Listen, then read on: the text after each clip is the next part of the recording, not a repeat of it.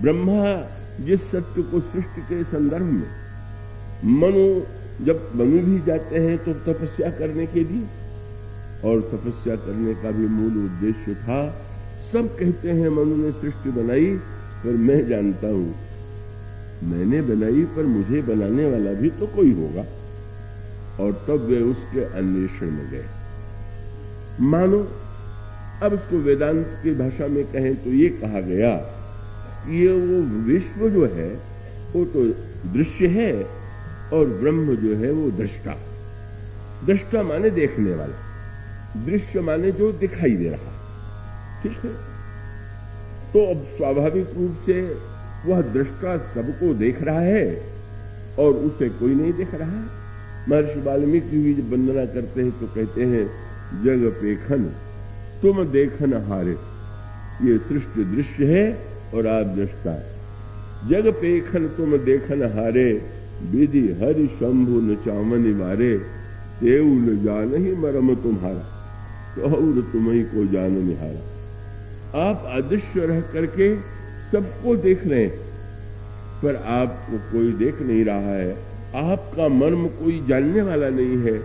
इस सारे दुष्ट प्रपंच के पीछे बस ज्ञानियों ने इसको दूसरी पद्धति से कहा और भक्तों ने दूसरी पद्धति से। ज्ञानियों ने कहा, जब तक हम दृश्य के भाग बने रहेंगे तब तक हम जीवन में अशांत भी रहेंगे, दुखी भी रहेंगे, समस्याओं से ग्रस्त भी रहेंगे। इसीलिए जब हम दृश्य के स्थान पर दृष्टा के रूप में अपने आप को ब्रह्म से अभिन्न के रूप में अनुभव कर लें। अभी श्रीकांत जी भी कुछ ऐसा वाक्य कह रहे थे वेदांत की मान्यता के संबंध में, और उसका अभिप्राय ये है कि वो वेदांत ही मानता है कि सारा झगड़ा तो इसी बात को लेकर के है कि हम दृश्य के भाग बन गए, और जो दृश्य में है उसका अपना राग होता है, उसका अपना द्वेष होता है, उसकी अपनी मान्यताएं होती हैं, और जो दृष्टा है उसकी ओर से उदासीन है, जिसको कहा गया रामायण में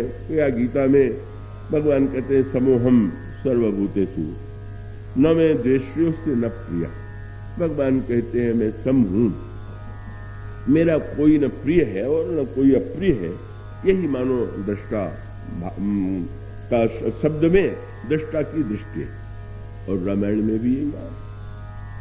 बस ये जो यद्यपि सम नहीं राग न रोसु, और गहई न पाप पुण्य गुण दोष।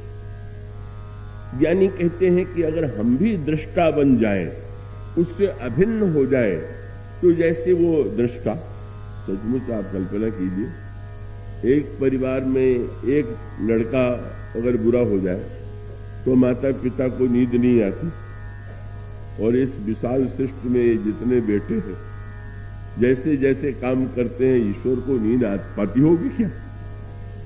एक से एक बढ़ करके विचित्र विचित्र उनकी क्या बात कही जाए।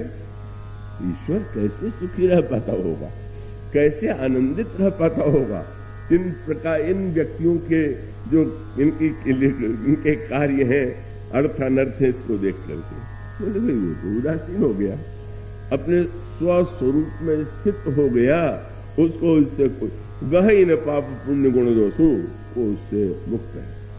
वेदांत ने कहा बस क्या सरल उपाय यही है, हम भी दृश्य से दृष्टा बन जाएं, अभिन्नता का अनुभव कर लें, हम भी उसी आनंद का अनुभव कर देंगे। भक्तों ने जहां इसको उलट दिया, भक्तों ने कहा दृष्टा बनना और दृष्टा बन करके अभिन्नता का बोध तो बड़ा कठिन है।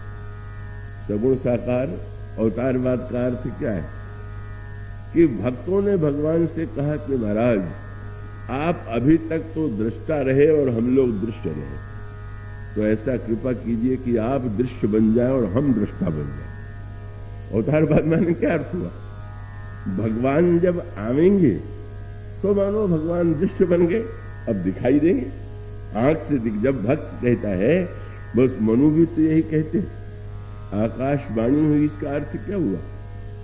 रूप पहले नहीं आए, ब्रह्मा आए तो रूप पहले आए, भगवान विष्णु आए तो रूप पहले आए, शंकर जी आए तो रूप पहले आए, और रूप ने पूछा कि क्या चाहते हो, पर उन्होंने नहीं मांगा।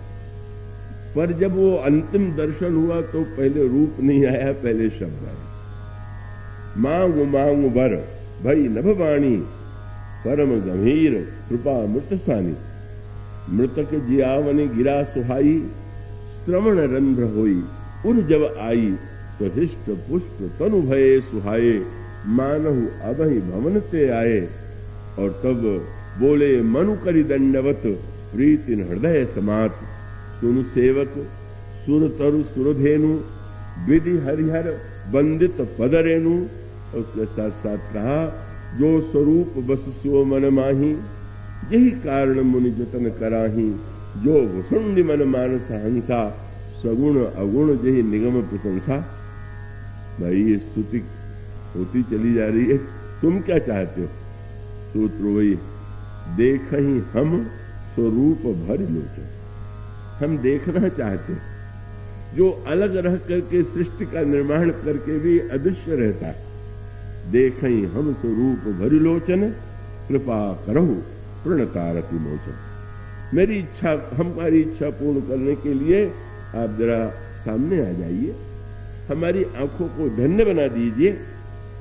बस वो स्वामी जी ने लिखा, भगत बचन प्रभु कृपा निधाना, विश्ववास प्रगटे भगवाना।